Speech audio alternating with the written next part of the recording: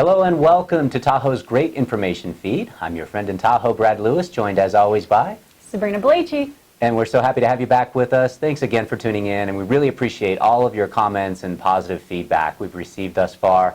Again, any nugget of information you find in our broadcast at hashtag TGI feed, please feel free to share that with your friends, family, anyone you think would benefit from any information that we share with you here. And for that, we'll go to Sabrina. So looking at Tahoe weather, you have noticed that it has quickly shifted from summer to fall and now to winter. Over the past few days, we've had some snow over our high mountain peaks. All great until you drive over Mount Rose or Highway 80 without your snow tires on.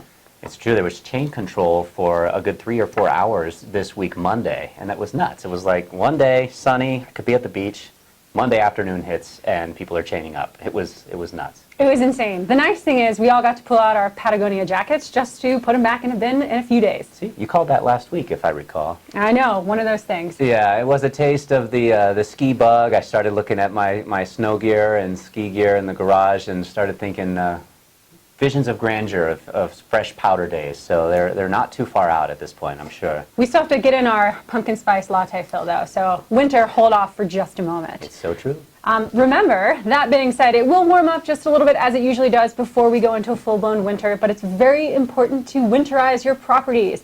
Make sure to pull inside your delicate plants, winterize your sprinkler systems. If you have any plumbing that's on an exterior wall and you're not going to be home, make sure to turn off your water, open the cabinets, keep your heat to at least 55 to 60 degrees, and make sure your property is protected. And don't forget to get your snow removal contracts in because they're just going to go up in price. That's such a great point. And I think about the hoses and all the stuff that are just exterior to the home. You just don't think about it until something like this week occurs, and you're like, oh, it is freezing here. It is freezing. Temperatures drop below 32 degrees, especially overnight and in the early morning hours.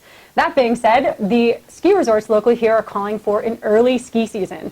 Time will tell. They will definitely have to blow some snow to get those early opening dates in October that they're claiming, but Mount Rose, as you know, is one of the best-known ski resorts for having an early opening season and an early opening ski day. So hopefully we'll get that, but who knows? Our local Diamond Peak Resort ski tickets are on sale for a season pass. If you are an Incline Village resident and you have an IVGID card, you're looking at about $319 for an adult ski season pass, which is pennies on the dollar of the larger ski resorts like Vail or Squaw Valley with the Icon Pass, versus if you are a non-resident here at Diamond Peak and Incline Village, you can still get a ski pass for about $460. I mean, it's such a bargain. There's so many amazing runs at Diamond Peak, and frankly, for me, some of the most breathtaking views you can see of our beautiful lake from some of the higher runs at Diamond Peak. And it's a little bit of a sleeper, so our folks, our subscribers and followers watching this,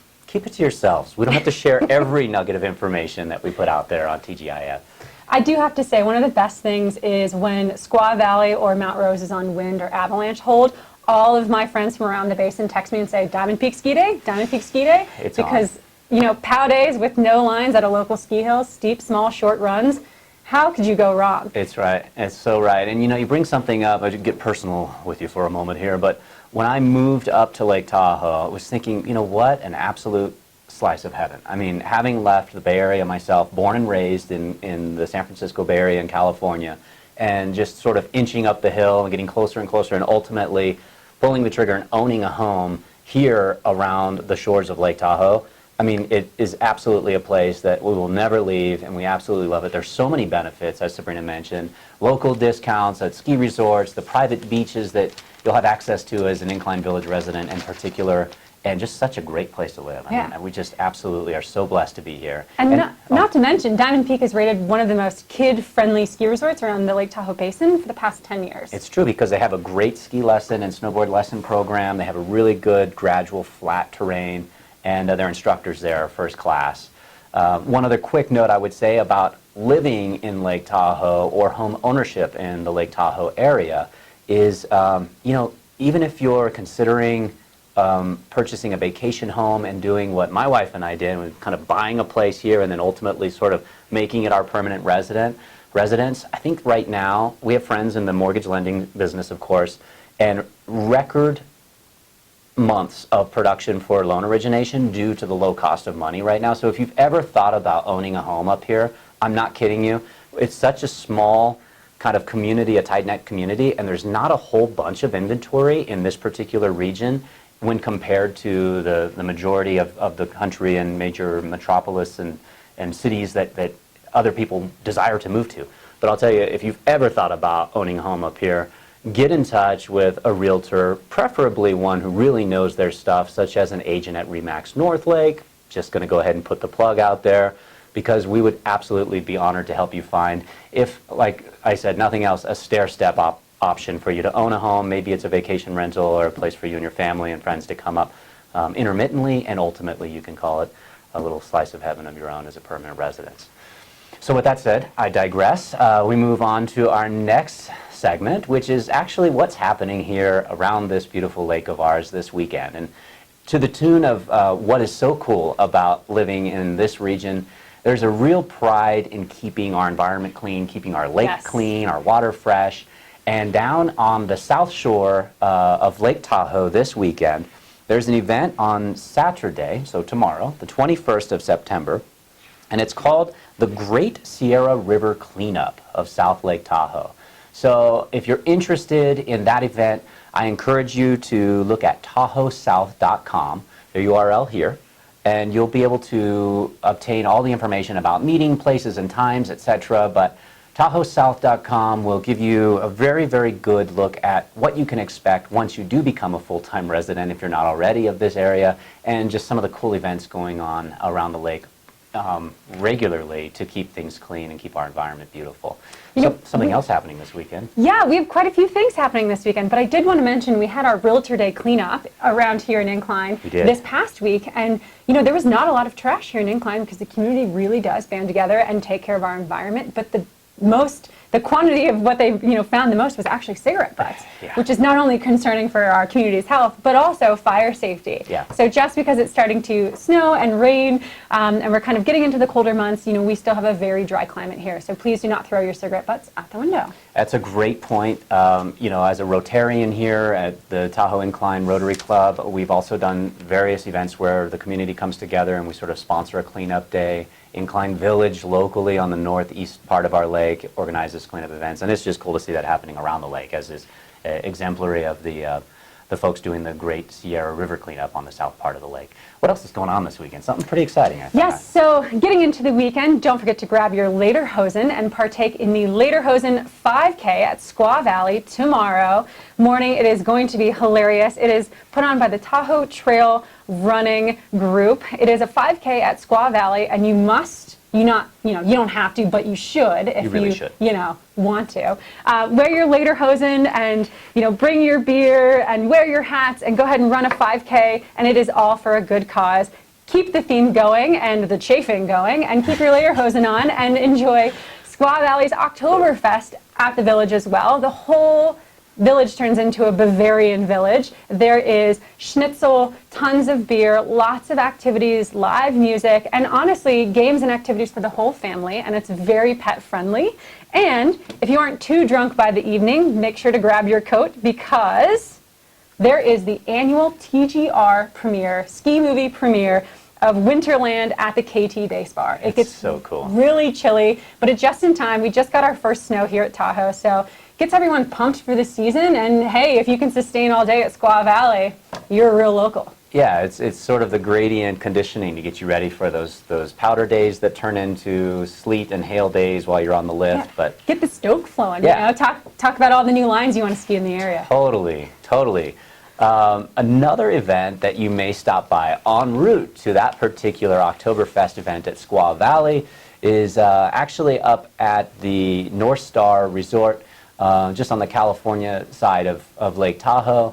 North Star is hosting its annual Food and Wine Festival that same day. So tomorrow, September 21st, you may check that out as well. Of course, we got a URL for some more information on that bad boy as well. And then keeping the theme alive, having just returned from the Bavarian area in Europe myself, I can tell you that Oktoberfest is alive and thriving not only across the Atlantic, but certainly up here in the Sierra Nevadas as well, because the following Saturday at Commons Beach, there will be the Tahoe City Downtown Association's Oktoberfest as well. And we'll post some more information on that. Catch us next Friday for some more up-to-date info on that one. But gosh, I tell you, it is just such a fun time of year, especially as someone who lives here permanently, as we do, and so many of our friends and relatives do.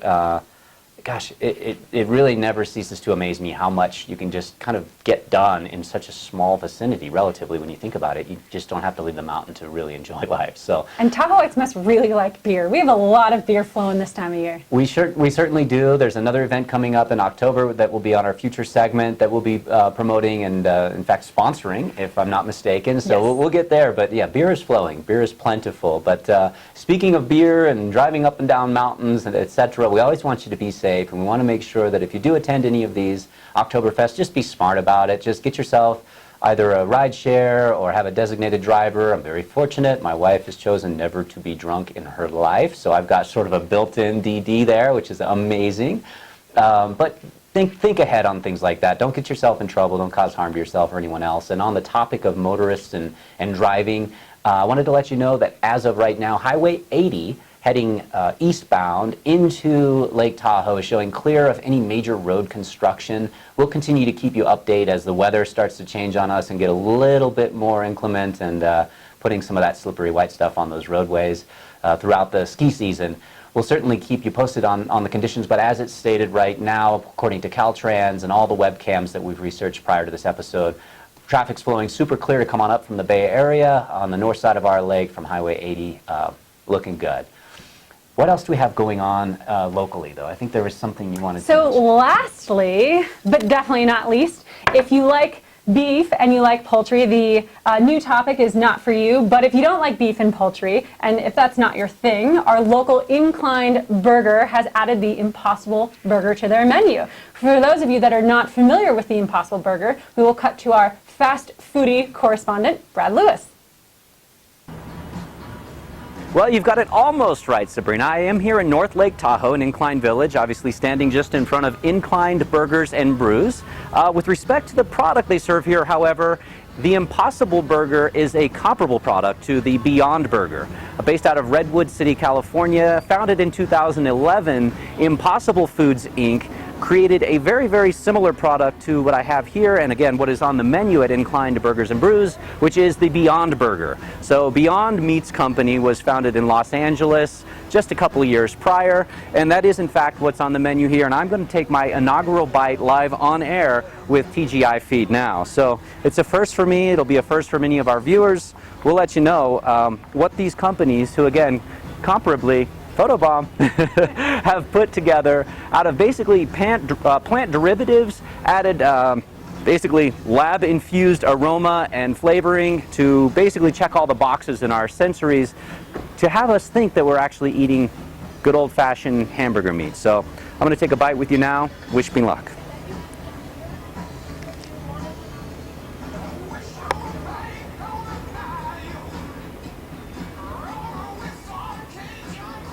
I'm going to be honest.